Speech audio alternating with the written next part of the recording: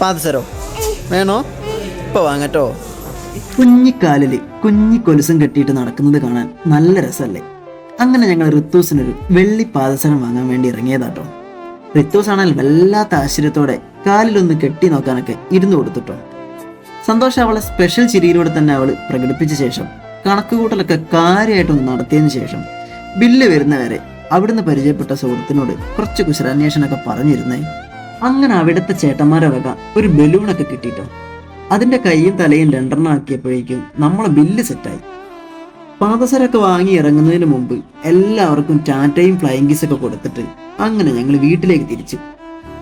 വീട്ടിലെത്തി ഋത്തൂസിന് തന്നെ അൺബോക്സ് ചെയ്യാൻ കൊടുത്തിട്ടോ. ഗിഫ്റ്റ് ബോക്സിൽ നിന്ന് അവള് തന്നെ ഓരോന്നോരോന്നായിട്ട് അൺബോക്സ് ചെയ്തത് കണ്ടിരിക്കാൻ തന്നെ ഒരു രസമാണ്. അങ്ങനെ അവസാനം പാദസരം കയ്യിൽ കിട്ടിയപ്പോൾ അവള് തന്നെ ഒന്ന് നല്ലോണം നോക്കിയിട്ട് ലൈക്ക് അടിച്ചിട്ടു. അങ്ങനെ ഞങ്ങൾ പാദസരമൊക്കെ കെട്ടിയിട്ട് ഒന്ന് നടന്നു നോക്കാൻ ഇറങ്ങി. ഓരോ ചെറിയ ചുവട് വെക്കുമ്പോഴും അതിന്റെ കിലുക്കം കേൾക്കുമ്പോൾ അവൾക്കൊരു കൗതുകമാണ്, ഞങ്ങളുടെ മനസ്സിന് സന്തോഷവും. പാദസരത്തിന്റെ കിലുക്കം കൊണ്ട് അവള് തന്നെ പലവട്ടം വേഗത്തിൽ നടന്നു കാണിച്ചു തന്നിട്ടു. ഇത് ശരിക്കും കുഞ്ഞിക്കാരെ കാണുമ്പോൾ വല്ലാത്തൊരു ഭംഗിയാണ്. ഇനി ഏതായാലും അവളുടെ മുന്നോട്ടുള്ള യാത്രയിലെ ഒരു താളമായി മാറട്ടെ ഇത്. അടുത്ത വീഡിയോ ആയിട്ട് കാണുന്നവരെ എല്ലാവർക്കും ബൈ ബൈ.